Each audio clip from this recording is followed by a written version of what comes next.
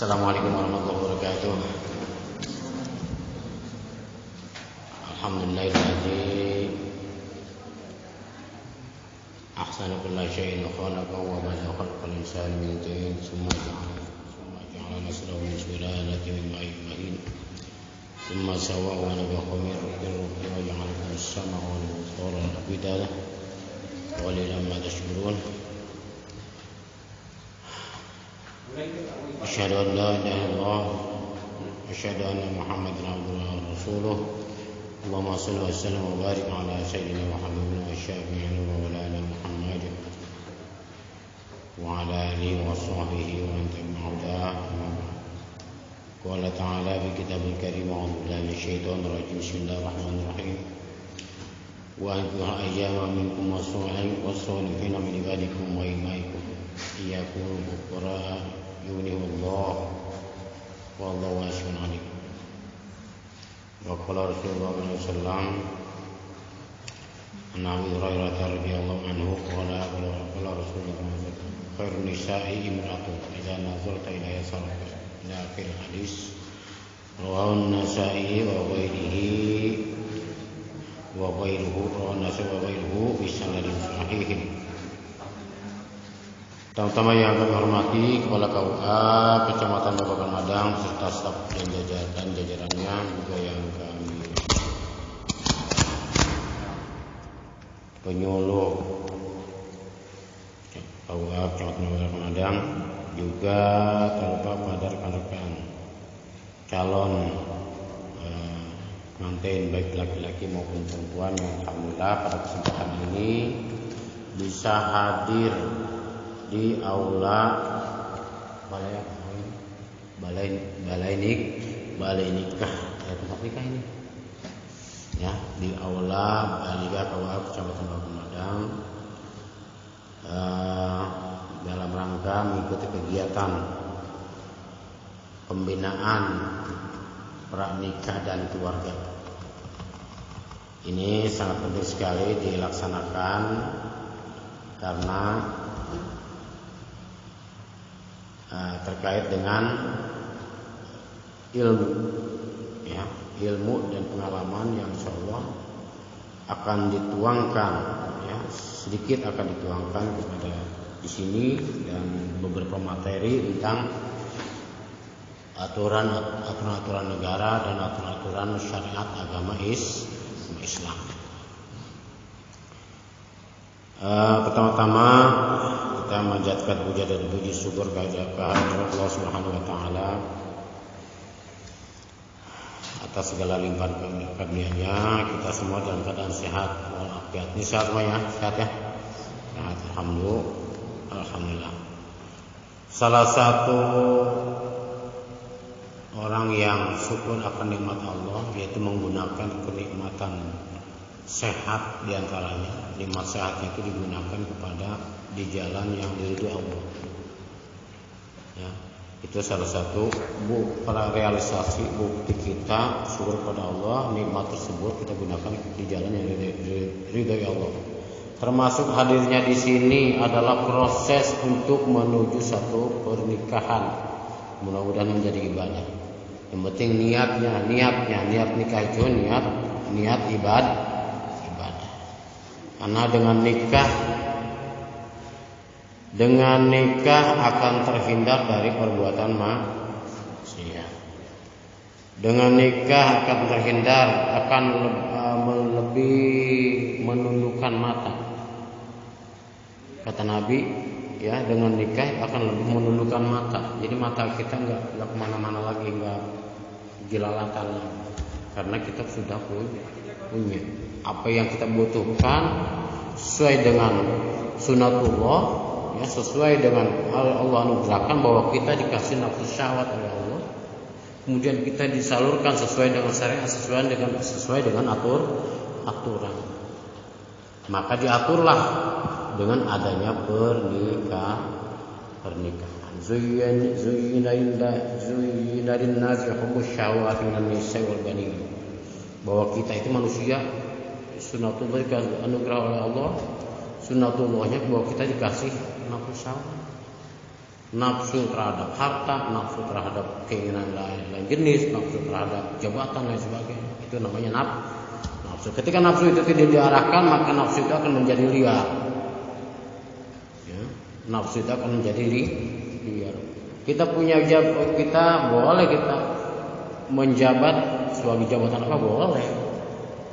Karena itu pun harus ada yang namanya ya pejabat harus memimpin, harus ada, meskipun itu sebagai amanat. Nafsu yang lain, harta boleh punya harta, dan bahkan dalam Islam itu harus dalam keadaan kaya, bukan nggak boleh apa namanya.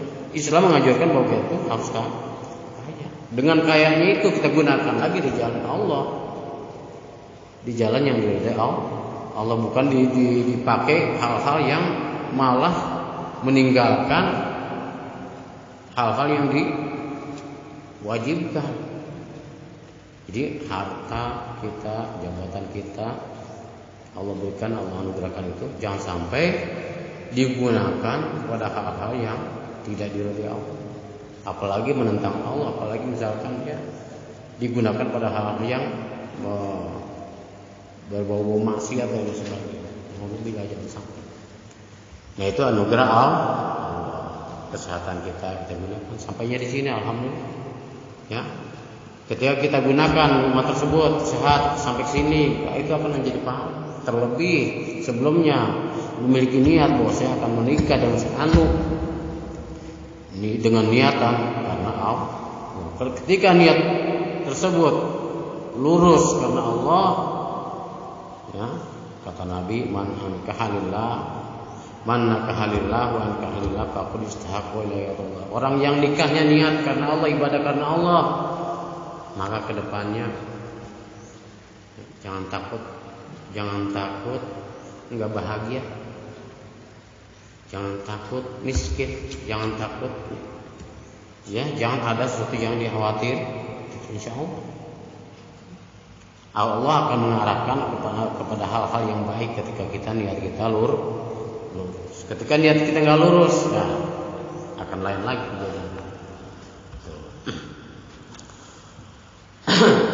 Terkait dengan bimbingan pernikahan, di mana kalau kita melihat negara lain seperti Malaysia, seperti yang pernah disampaikan oleh Kepala KUA, bahwa di negara lain seperti di Malaysia, bimbingan pernikahan itu dilaksanakan 6 bulan. Ini di sini berapa hari? Di sini bimbingan pernikahan berapa hari? Enggak sehari aja, hanya beberapa jam saja. Beberapa jam pun udah gelisah, pengen pulang, pengen ini, pengen itu. Padahal itu untuk kepentingan diri sendiri, untuk kepentingan perjalanan pernikahan dan keluarga, dan yang dilaksanakan untuk selamanya, bukan untuk seminggu 2 minggu, bukan untuk sebulan 2 bulan, bukan setahun 2 tahun. Itu butuh ilmu, butuh pengalaman, butuh pencerahan dari orang-orang yang sudah mengalami, terutama terkait dengan syariat agama. Siap? Udah siap lah. Setiap kita melangkah menuju ke suatu tujuan, maka kita harus menanggung resiko dan beban. Ya, artinya harus ada pengorbanan, baik itu waktu, materi, fisik maupun psikisnya, harus ada kita korbankan.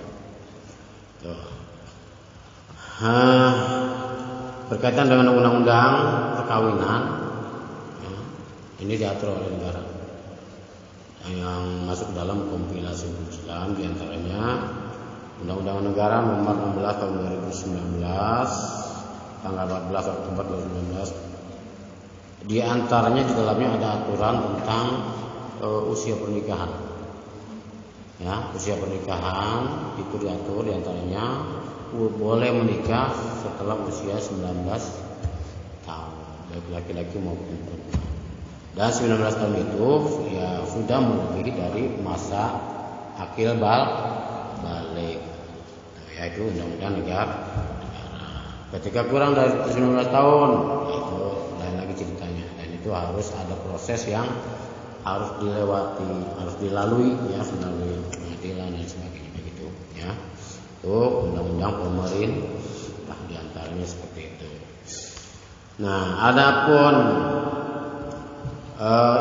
pernikahan adalah suatu ibadah. Nikah itu adalah ibadah. Setiap ibadah ada yang namanya rukun, ada yang namanya syarat, ada yang namanya rukun. Seperti sholat. Sholat itu ada syarat, ada rukun. Syarat sah sholat diantaranya harus dalam keadaan suci dari hadas kecil dan hadas besar. Sholat itu harus suci dari hadas kecil dan hadas besar. Hadas kecil menghilangkannya dengan cara hadas besar menghilangkannya dengan cara mandi. Itu syarat sah sholat. Kemudian banyak dan seterusnya. Nah, sekarang syarat nikah itu ada syarat, ada rukun. Kalau syarat itu harus ada sebelum pelaksanaan. Kalau rukun harus sudah ada pada pelaksanaan. Ya. Syarat nikah satu harus dalam keadaan beragama Islam. Semuanya nih, bukan hanya si pengantinnya doang, semuanya. Baik itu pengantin laki-laki, yang perempuan, kemudian wali, kemudian dua orang saksi. Ini harus dalam keadaan beragama Islam. Islam yang bagaimana? Apa Islam yang tercatat di Dukcapil saja? Apa Islam yang bagaimana? Ya, Islam seseorang itu nggak kelihatan. Ya, kalau tercatat, kalau namanya bisa saja ya di KTP Islam, di Islam catatan di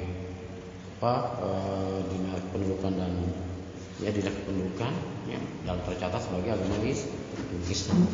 Dan sebetulnya orang Islam dan tidaknya seorang itu nggak kelihatan. Islam seorang itu ada di dalam hati. Bisa saja orang itu dalam memakai peci, memakai koko, kain, sorban, tapi hatinya dalam keadaan tidak Islam, keluar dari Islam. Perempuan pakai jilbab, pakai gamis, rapat, menutup aurat, tapi bisa saja dia dalam keadaan tidak dalam beragama Islam. Kok bisa begitu? Nah, makanya Islam itu nggak bisa dilihat dari luarnya, nggak bisa. Nah, makanya ini pelajaran juga buat kita semua. Kita ini Islam apa enggak sih? Kita ini dalam keadaan beragama Islam apa enggak sih? Nah, semua tergantung dari satu pertekadaan, kedua ucapan kita. Dan ucapan itu bisa mengeluarkan kita dari Islam. Pertekadaan kita pun bisa mengeluarkan kita dari agama Islam. Nah, dari situ. Islam itu satu apa rukun Islam? Rukun Islam syahad, sudah 2, sholat 3, 4, puasa 5, munggah haji bila mampu, punya modal, ya, bila mampu. Ya, orang pergi haji itu kalau mampu nggak mesti punya duit sih, bisa aja diberangkatkan sama orang ya. Namanya itu termasuk mampu, bukan punya duit syaratnya bukan. Yaitu Islam ya, 5. Kewajibannya tadi kalau syarat udah. Kemudian sholat. Nah, kembali lagi ke tadi, keislaman seorang itu nggak kelihatan. Misalkan keislaman orang itu Islam, dan Islam itu wajib mengimani rukun iman yang berapa? 6. 1, iman kepada Allah. 2, iman kepada malaikat Allah. Yang ketiga, iman kepada kitab Allah. Yang keempat, kitab Allah, Rasul Allah. Kelima, hari kiamat.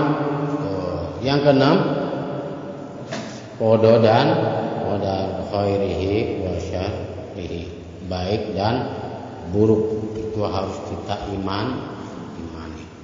Sementara tadi diantaranya adalah iman kepada kitab Allah. Iman kepada kitab Allah diantaranya adalah Al-Quran. Contoh misalnya, ada seorang ustadz yang membacakan ayat Al-Quran, kemudian diterjemahkan, dijelaskan. Kemudian dengan sombongnya dia mengatakan, saya nggak percaya dengan ayat Al-Quran yang ustadz tadi bacakan, terjemahnya, penjelasannya dan sebagainya. Saya nggak percaya dengan ayat itu. Dengan sombongnya dia mengatakan seperti itu. Maka ketika dia dalam keadaan beragama Islam, ketika dia bicara seperti itu, maka otomatis dia keluar dari agama Islam. Paham nggak? Namanya apa itu? Murtad. Orang yang murtad. Kelihatan nggak dia keislamannya sama orang? Nggak kelihatan. Masih Islam, masih pakai peci, masih koko, masih suka sholat, musola, kelihatan masih suka sholat. Padahal dia meskipun dia sholat, meskipun dia zakat dan sebagainya, dia dalam keadaan beragama Islam semuanya ditolak. Karena dia sudah beragama, tidak beragama Islam. Ketika nikah pun orang itu tidak sah nikah. Meskipun cukup syarat tadi rukun-rukunnya cukup semuanya ada semuanya. Tapi karena tadi dia belum sempat dia membaca syahadat lagi, ya, belum sempat membaca syahadat lagi, mohon ampun pada Allah, berarti tadi pernikahannya ketika dinikahkan orang tersebut, maka nikahnya tidak sah. Makanya hati-hati ucapan kita. Ketika iman kepada Allah dan Rasulnya, iman kepada Allah, iman kepada malaikat Allah, iman kepada kitab Allah, itu harus hati-hati kita bicara. Yang dari 6 perkara dari rukun 6 iman yang tersebut harus kita yakini dan kita percaya.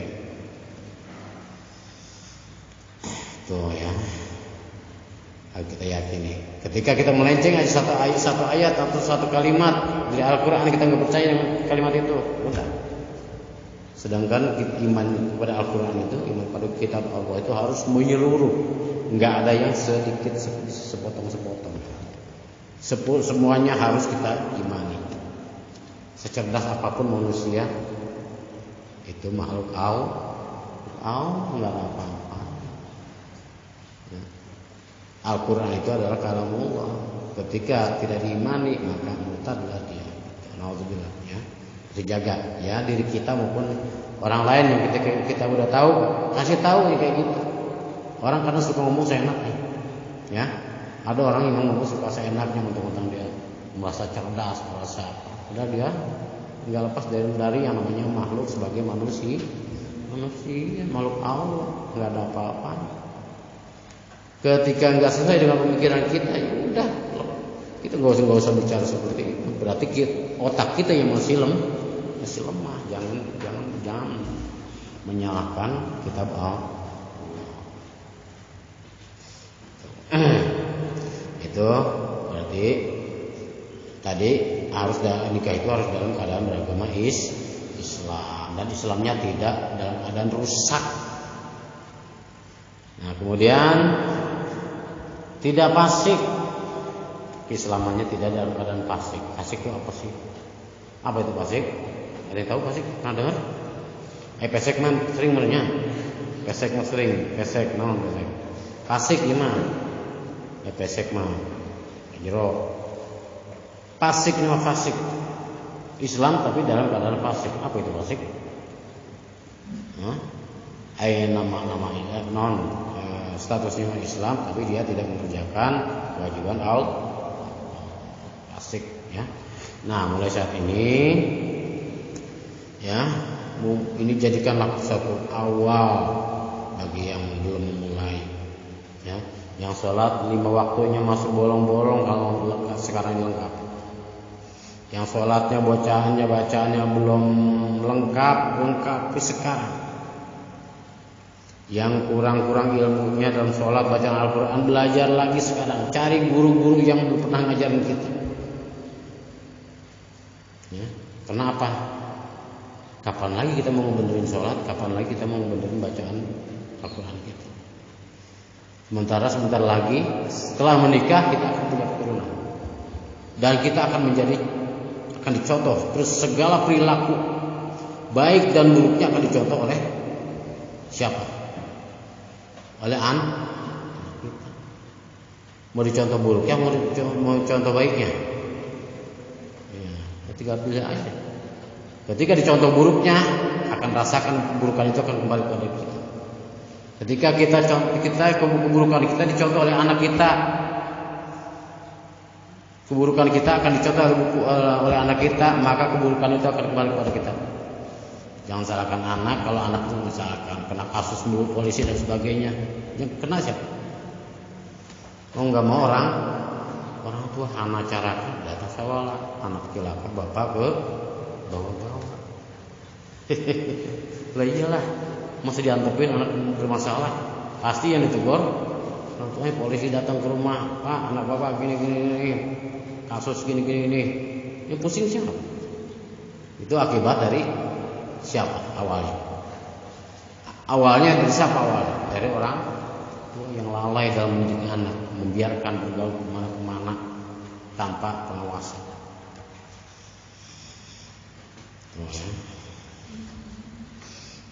Itu siapkan dari sekarang, ya.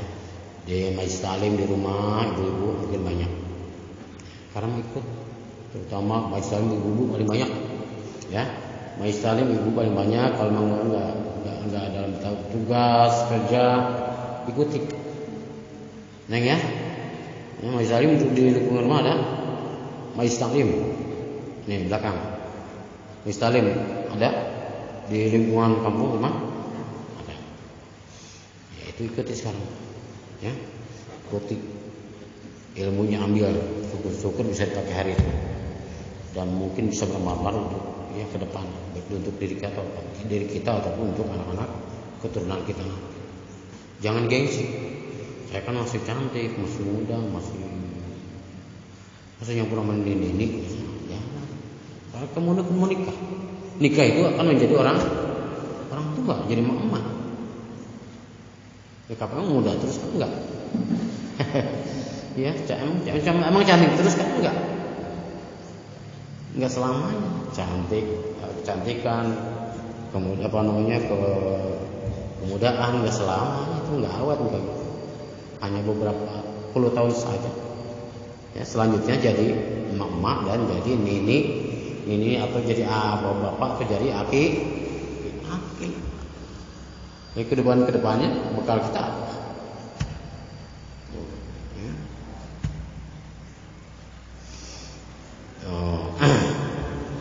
Itu ya, jadi ikut sekarang laki-laki majelis taklim rumah bapak-bapak gabung, ya, gabung. Mungkin di situ diajarin tentang sholat, diajarin tentang tata cara wudhu, diajarin tentang zakat, diajarin tentang ya macam-macam lah tentang syariat agama, tentang akhlak, tentang tauhid.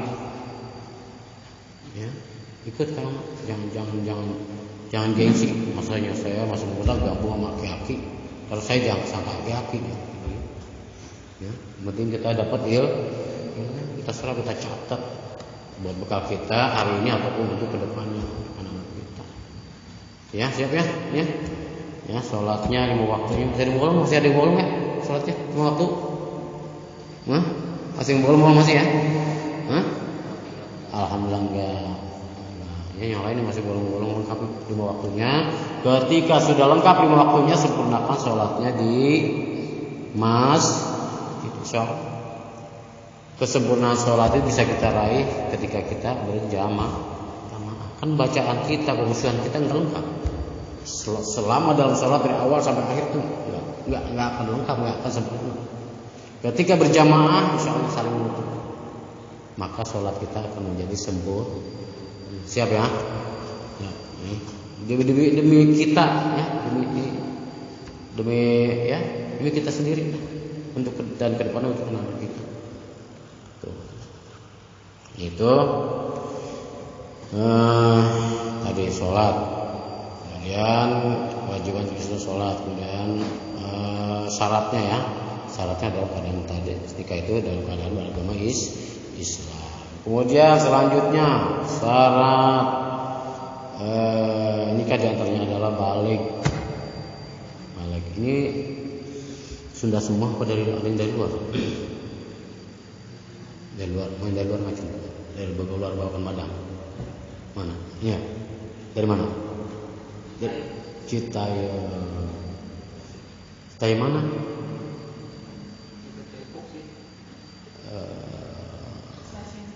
Stasiun Citayam. Pas stasiunnya. Kampung Rawa. Oh. Iya, betul ya. Iya.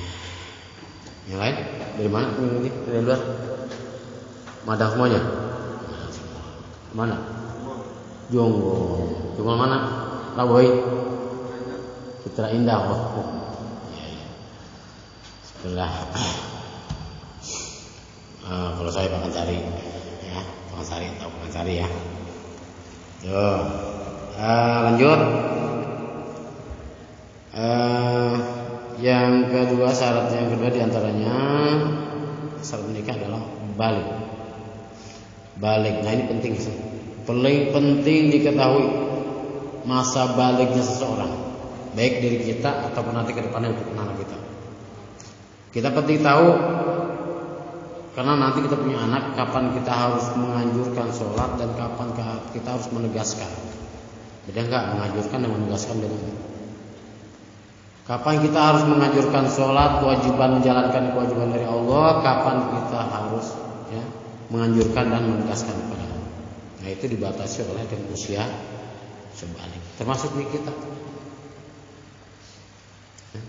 Nah harus tahu juga kapan usia balik itu datang. Bagi laki-laki dan perempuan, nah kita bahas dulu laki-laki. Ciri-ciri balik bagi laki-laki apa di antara?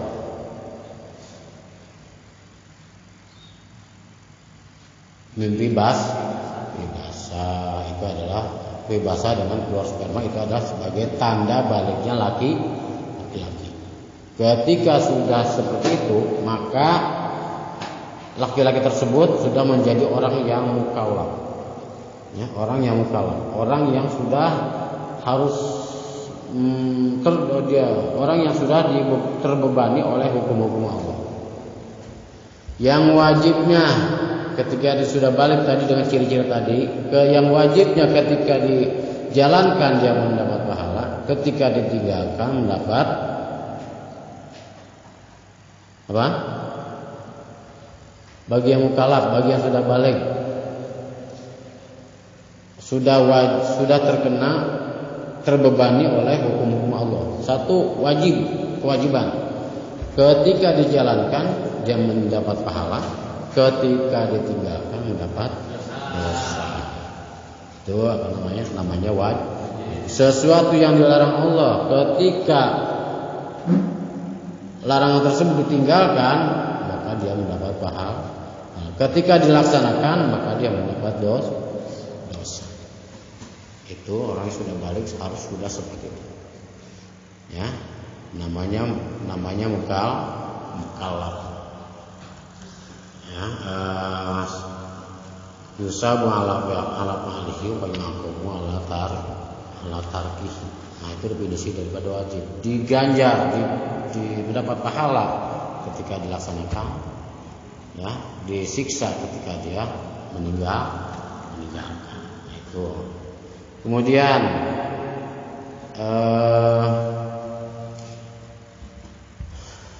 balik bagi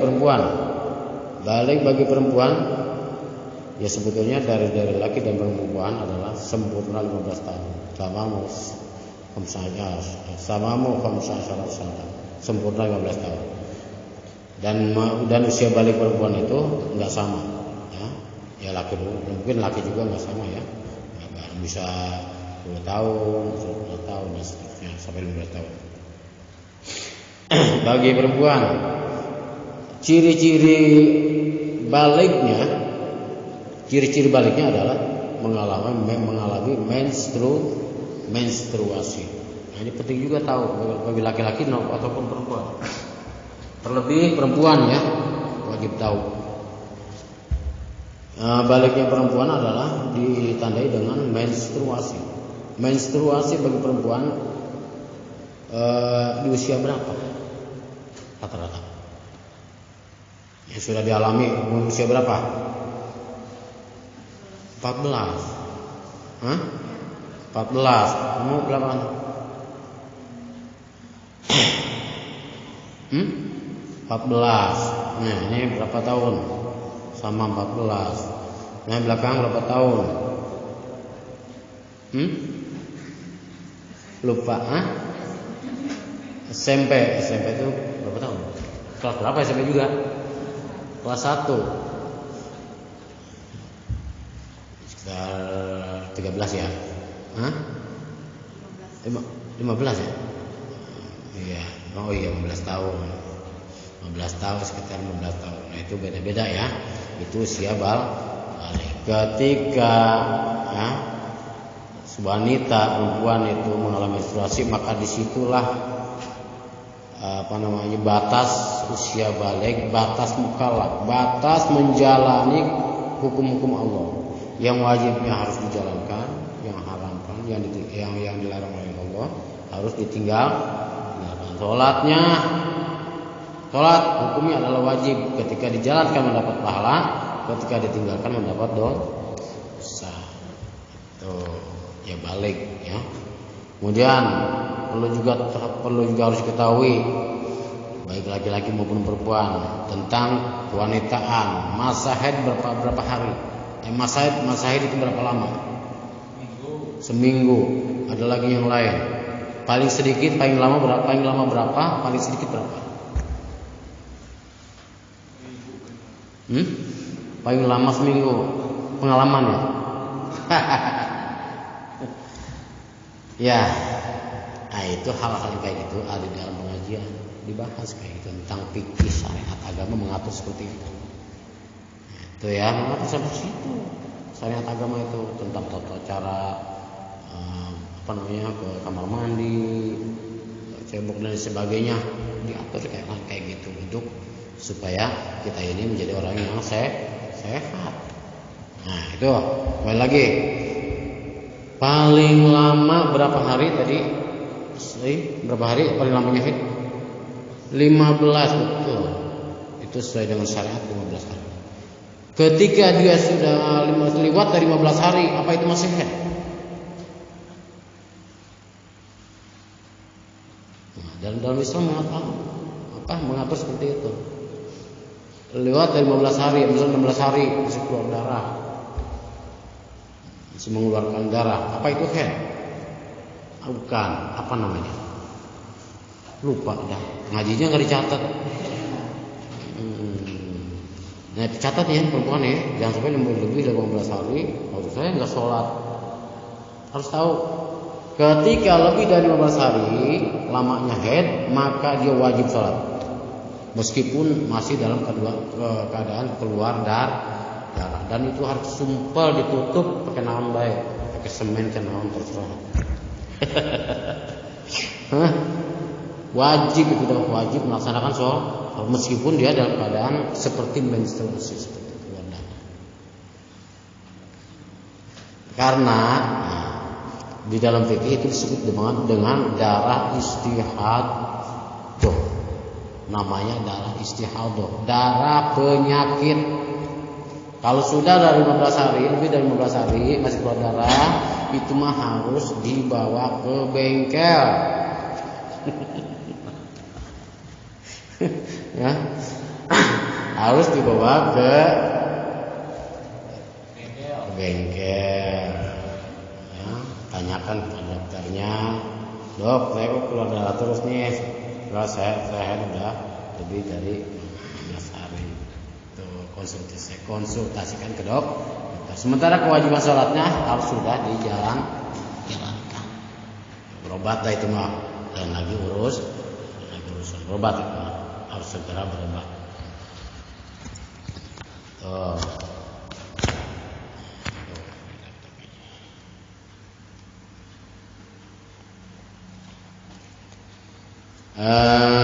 Kemudian paling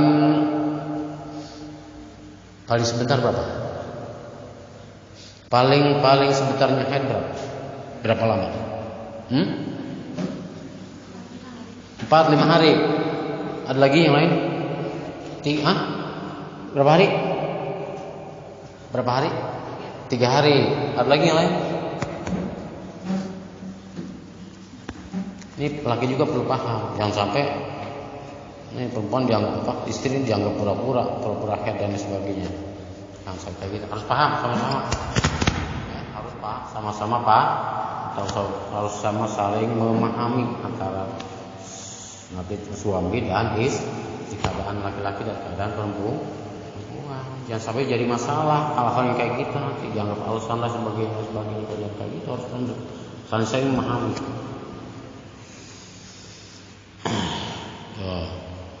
Paling ya, ini di dalam fikih hal kayak gitu bahas. Paling sedikitnya haid bagi wanita adalah bukan seminggu, bukan 5 hari, bukan 4 hari, bukan 3 hari. Paling sedikitnya haid wanita adalah 1 tetes. 1 tetes keluar darah, nggak keluar lagi, bersih, maka ada kewajiban mandi laksanakan soal. Paling sedikitnya haid wanita adalah 1, bukan sehari selama 3 hari apa lagi, 5 hari apa lagi ya, paling lamanya 15 hari.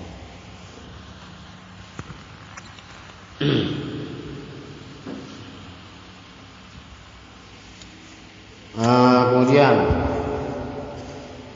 kewajiban yang sudah tadi ketika wanita sudah haid berarti dia sudah mukallaf dan menjalani kewajiban Allah, meninggalkan larangan Allah. Kalau orang yang belum balik, belum mukallaf, belum mengalami mimpi basah, belum mengalami menstruasi, kemudian dia melakukan hal-hal yang dilarang Allah atau meninggalkan yang diwajibkan Allah, misalkan melakukan hal-hal yang dilarang Allah, misalkan dia belum balik, belum mukallaf, belum haid, belum mengalami mimpi basah, tapi dia melakukan hal-hal yang dilarang Allah, misalkan minuman keras, kemudian judi, ya hal-hal yang dilarang Allah, maka hal kayak gitu orang itu dosa nggak? Dosa nggak? Bingungnya. Kan kalau yang udah balik tadi kan terhadap kewajibannya ketika dijalankan mendapat pahala, ketika ditinggalkan mendapat dosa. Kemudian terhadap keharaman yang dilarang Allah, ketika ditinggalkan mendapat dosa, mendapat pahala, ketika menjalankan mendapat dosa. Nah, sekarang kalau yang belum balik gimana? Nggak tahu, belum tahu. Pak.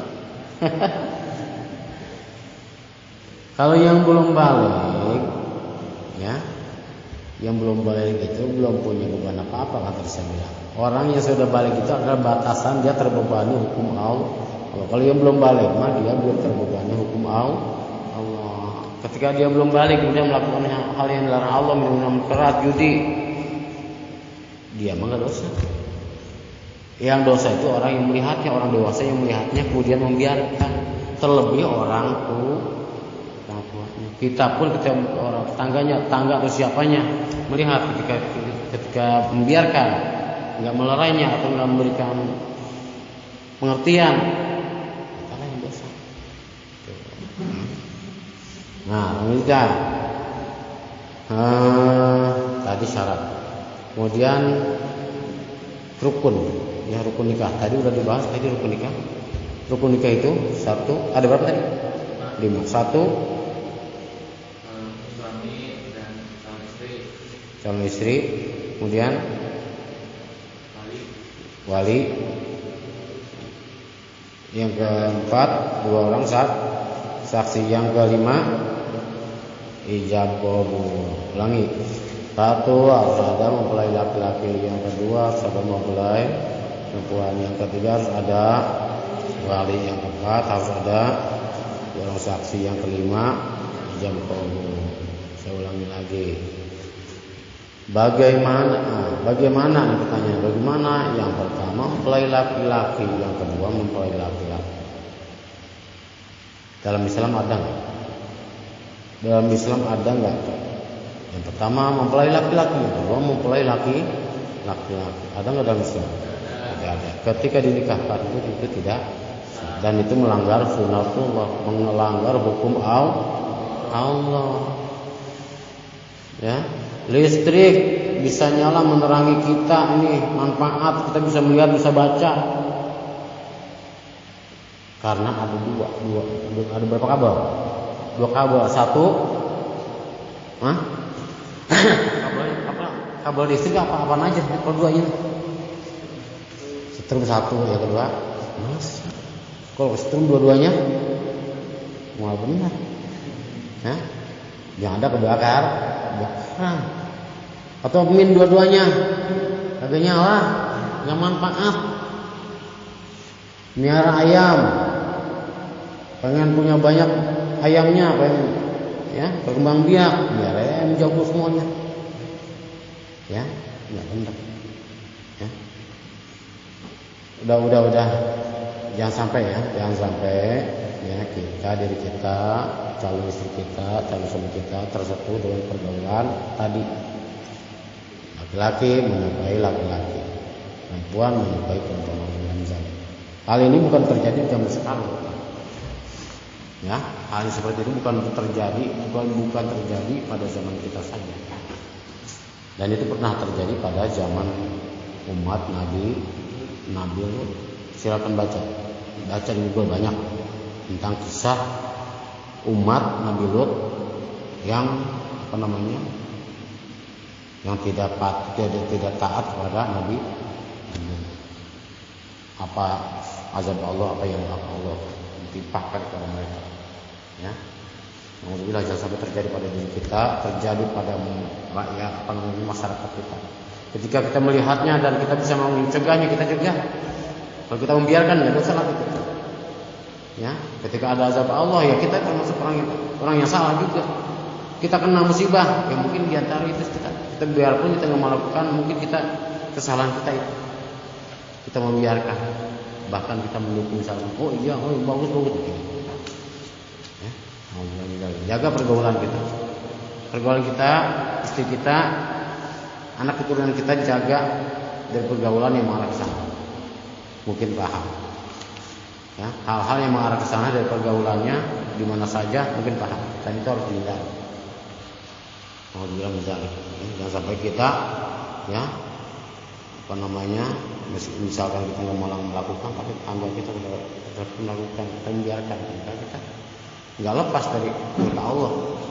Terus pernah terjadi pada zaman umat Nabi dihempaskan pasir buat menjadi juta-juta itu rata ke kampung, tidak ada orang sama sekali karena rata dengan pasir dan batu. Jaga itu satu mempelai laki-laki, kedua mempelai perempuan. Yang ketiganya wali itu siapa? Wali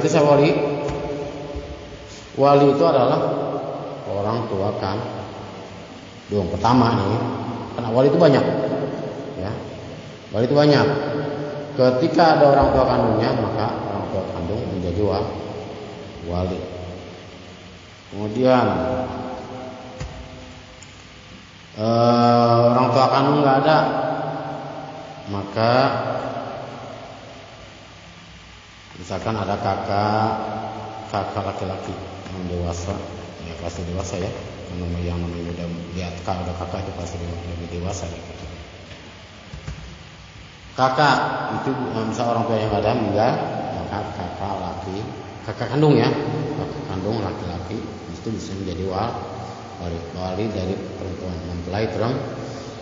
Kemudian kakak, adik kalau ada, adik yang sudah dewasa bisa jadi wali. Kemudian kalau sudah tidak ada lagi, maka lanjut ke kakek. Kakek itu bapaknya siapa? Bapaknya bapak, jangan bapaknya nenek. Awas. Iya bapaknya ibu, awas. Jangan bapaknya ibu, tapi bapaknya bapak. Jangan bapaknya ibu, jangan salah. Ini jalur dari bapak. Jangan ngambil dari jalur ibu. Karena jalur bapak nggak ada, ngambil jalur ibu, tidak bisa. Itu baru jalur wal. Kemudian kakek nggak ada. Turun lagi itu siapa? Om itu apanya? Om itu paman ya berarti ya? Paman. Enggak, atasnya dulu. Atasnya apa namanya? Uwa dulu atau ya? Uwa itu adalah kakaknya bapak. Ketika uwa nggak ada, baru ke om atau paman. Ketika uwa paman nggak ada,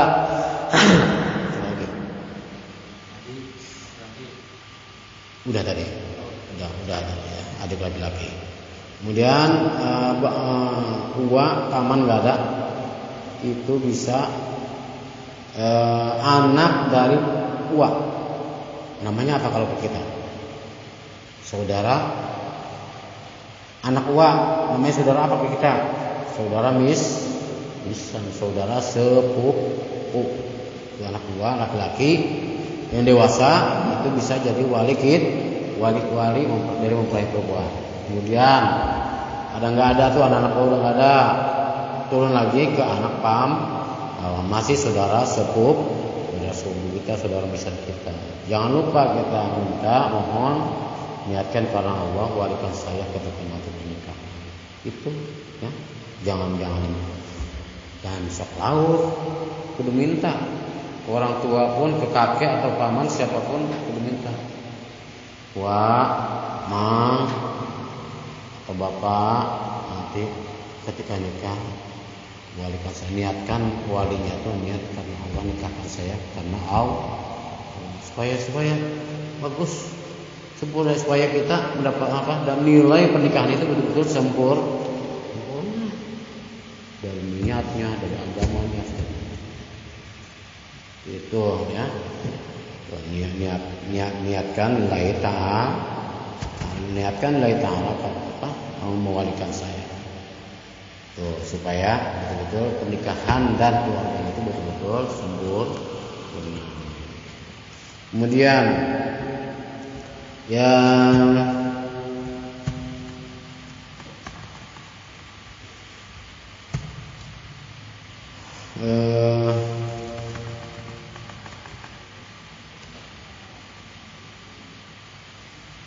laki-laki tadi wali. Kemudian yang keempatnya adalah dua orang saksi pun sama syaratnya. Jadi harus dalam keadaan beragama Islamnya betul-betul Islam, menjalankan ibadah sholat dan ibadah-ibadah yang lainnya. Jangan asal semua. Jangan dalam Islam tapi dia nggak menjalankan jalan kayak gitu. Itu kan buat kita. Itu nikah itu buat kita. Sementara yang menyaksikan, yang sebagai saksinya, sebagai walinya itu nggak sholat, ya, nggak melaksanakan kewajibannya, itu namanya orang dalam keadaan fasik. Ya, kayak kita pilih-pilih. Karena itu pernikahan itu buat kita, bukan buat siapa, dan akan dijalani selamanya. Ya, kita pengen pernikahan itu betul-betul pernikahan yang sempurna. Itu nanti ketika sudah menjadi suami istri, ya tadi saya bilang tadi, dua kepala yang berbeda, beda nggak? Ya sekarang ini berusaha untuk harus bisa menyatukan dua kepala, dua pendapat yang berbeda, harus bisa saling mengimbangi, harus bisa saling memahami karakter ini. Perempuan begini, karena kampungnya gini, karena biasa berjualan gini, orang tua gini, pasti beda. Dan kita harus pelajari bahasanya gini macam-macam, kita pelajari. apa namanya ya, dari bahasanya, dari gaya segala macam. Sekiranya ada yang harus kita perbaiki, kita harus perbaiki. Ya, suami berkewajiban perbaiki perilaku dan sikap istri yang kurang baik, yang sesuai dengan agama misalkan, kita perbaiki, wajib. Ya, wajib nih suami. Suami wajib memperbaiki sikap dan perilaku yang tidak sesuai dengan agama. Wajib hukumnya. Ketika dibiarkan, tadi sudah dibahas ya. Dibahas tadi, dibiarkan dosa tanggung jawab berat. Nanti termasuk anak. Itu. Laki-laki adalah sebagai pemimpin berkewajiban mengatur segalanya, sikap dan perilaku ibadahnya, baik istri maupun anak-anaknya.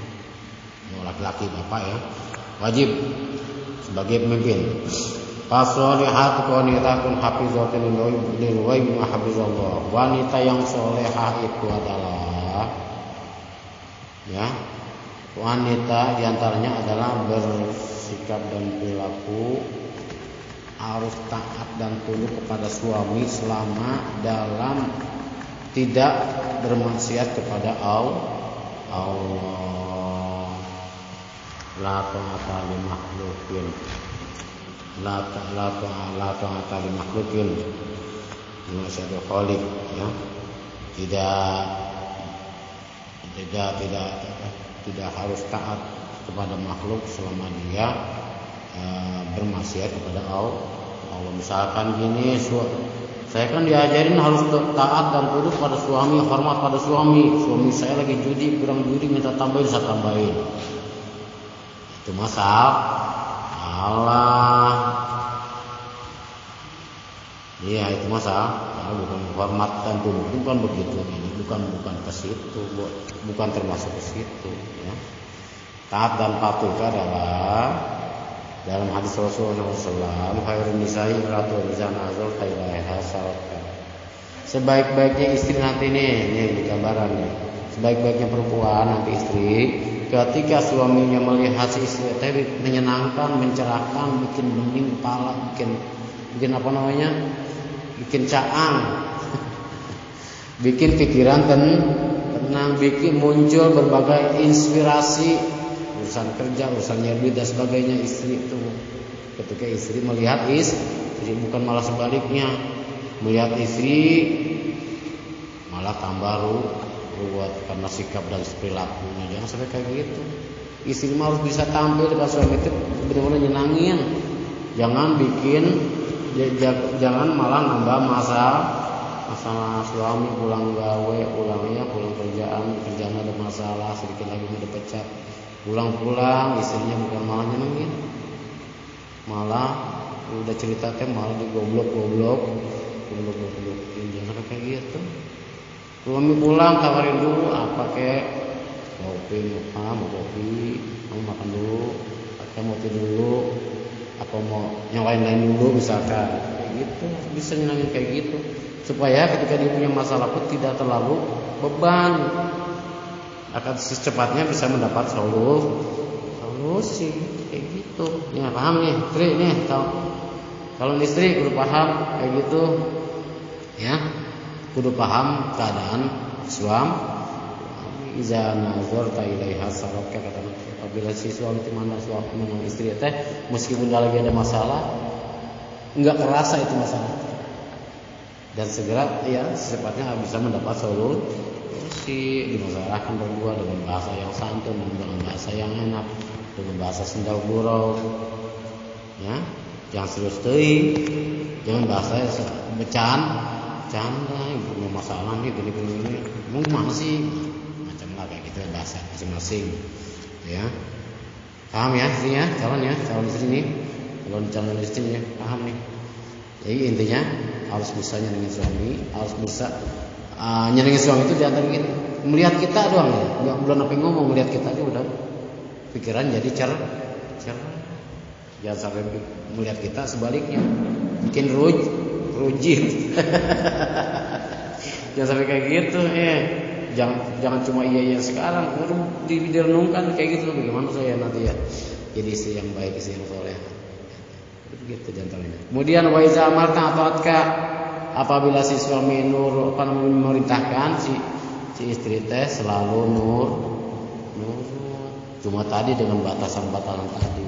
Selagi bukan maksiat kepada Allah, nambahin judi, minum dan sebagainya, jangan kayak gitu. Ada batasan-batasan. Wa iza ghibta anha hafizatka, apabila si suami apabila kamu misalnya seorang suami itu tidak ada di rumah, gawe ke kantor atau ke pasar atau ke dagang dan sebagainya, meninggalkan rumah, atau dia nggak pulang-pulang selama 2 bulan, 3 bulan, 1 lebaran, 2 lebaran, kayak Bang Toib itu nggak pulang-pulang, ya. Wa iza ghibta an hafizatka, ketika si suami nggak ada, tetap dia memelihara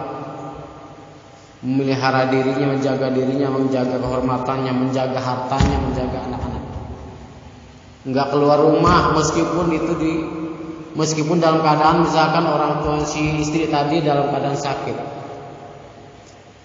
Dalam keadaan sakit istrinya, ibu atau orang tua dari istrinya itu, tetap si wanita itu enggak keluar rumah. Karena dia belum mendapat izin dari suami, enggak keluar rumah. Ketika keluar rumah meskipun itu orang tuanya, maka berdosa lalu si istri itu. Paham enggak?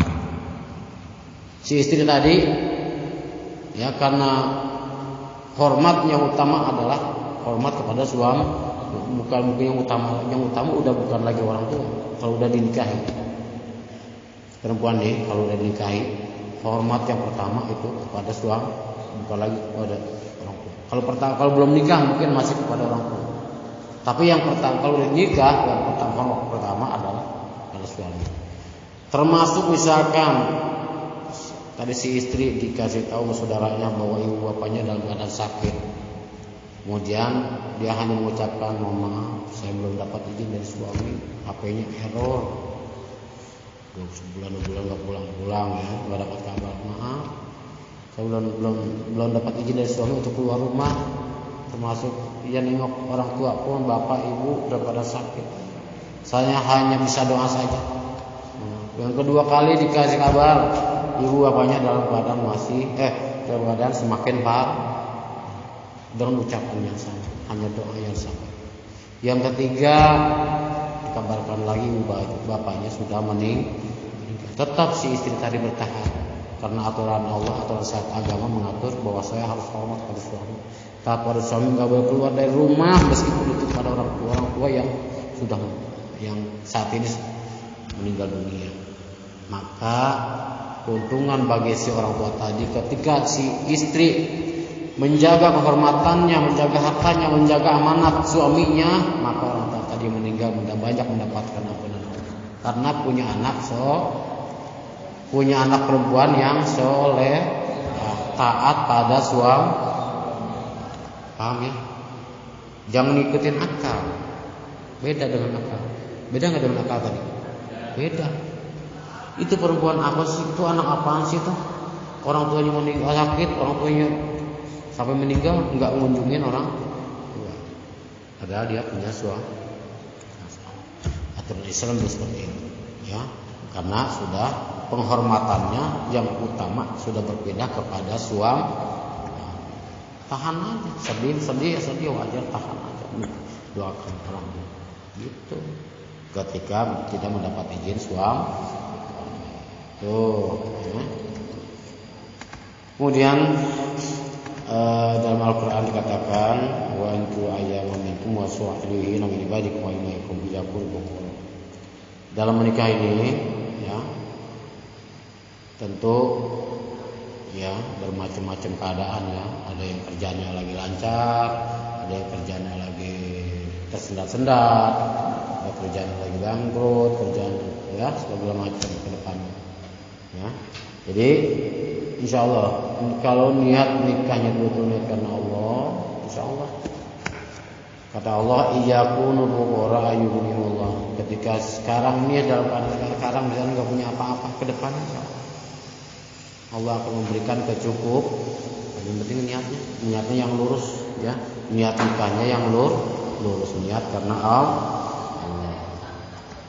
liyakunu fuqara ayyuhum min fadli wallahu wasi'un alim. Allah Maha luas dan Allah Maha mengetahui, ya, mengetahui niat kita, ketulusan kita dalam menikah, niat kita karena Allah. Dan Allah wasi'un, Allah Maha luas, ya.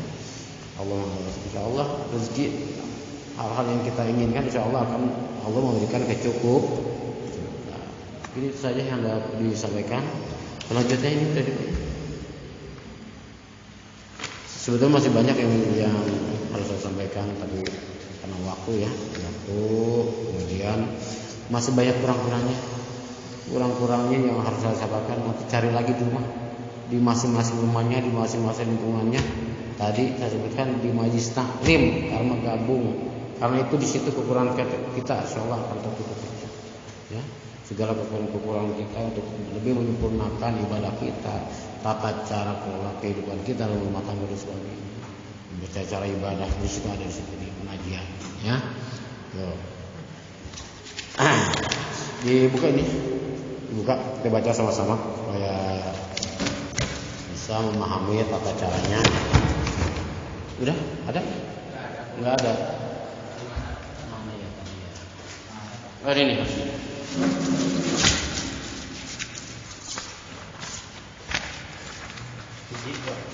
Masalah mau satu juga, mau dipoto nggak apa-apa, foto, ya, dipoto, nanti dihafalin, ya, dihafalin, dipoto. Oh iya, ya, yang nggak bagian di foto aja, oh dihafalin. Kemudian kalau nggak hafal-hafal, kan HP-nya digantung, ya, kalau nggak hafal-hafal HP-nya digantung. Ya, ini ada judulnya adalah doa bertemu ketika sudah bersuami istri. Harus dibaca doanya, nah, karena doa itu adalah kita permohonan perlindungan kita kepada Allah dari segala gangguan, keburukan, setan.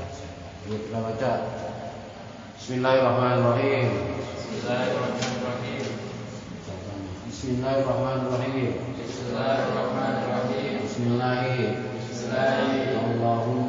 Allahumma jannibna syaitan wa jannibi syaitan ma razaqtana. Bismillahirrahmanirrahim. Allahumma jannibna syaitan wa jannibi syaitan ma razaqtana. Sama-sama. Bismillahirrahmanirrahim.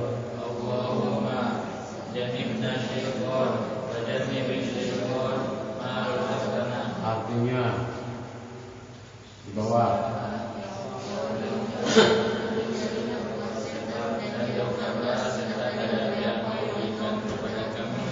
Ya, itu kita doa berlindung kepada Allah dari gangguan setan.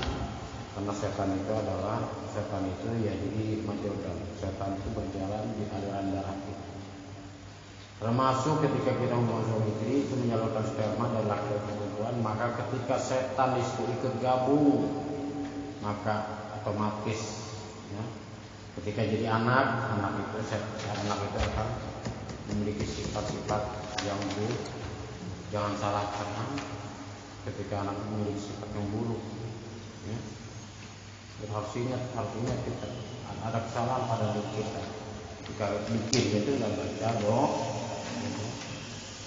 tuh harus dibaca itu. Kemudian selanjutnya setelah itu maka ada kesunahan untuk berwudu, ya. Ini bisa bersih kalian berwudu, sehingga ketika kita mau apa-apa pun, mau makan, mau aktivitas sekalipun tidak dalam keadaan makruh. Ya, kalau belum wudu waktunya, ya.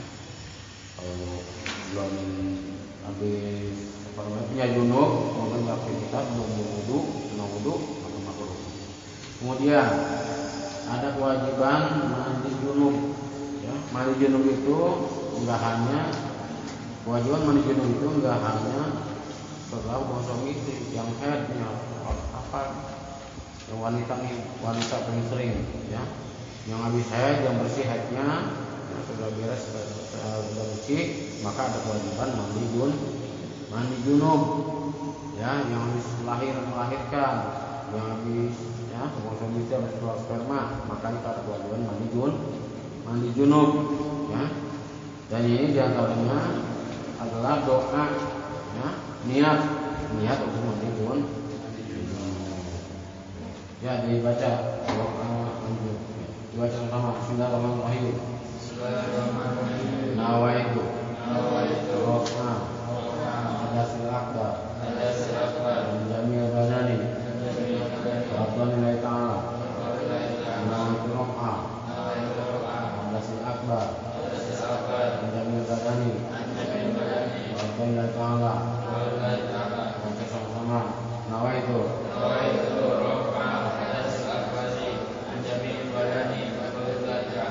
artinya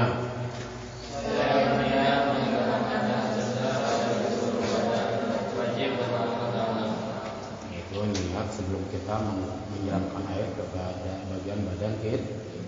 Bagian mana dulu kesunahannya dalam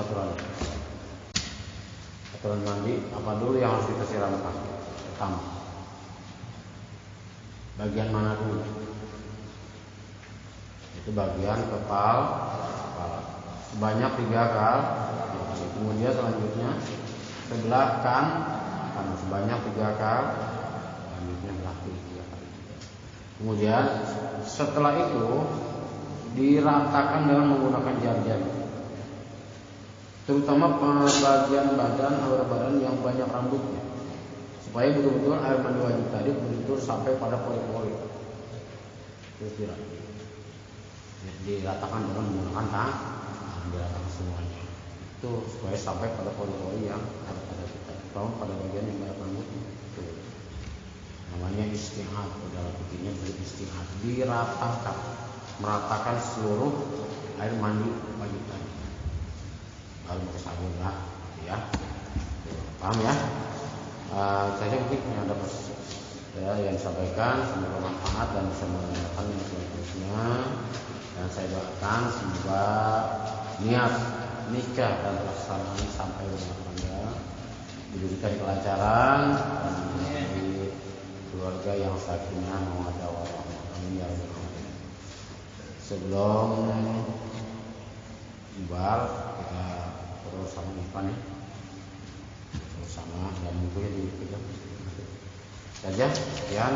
Assalamualaikum warahmatullahi wabarakatuh.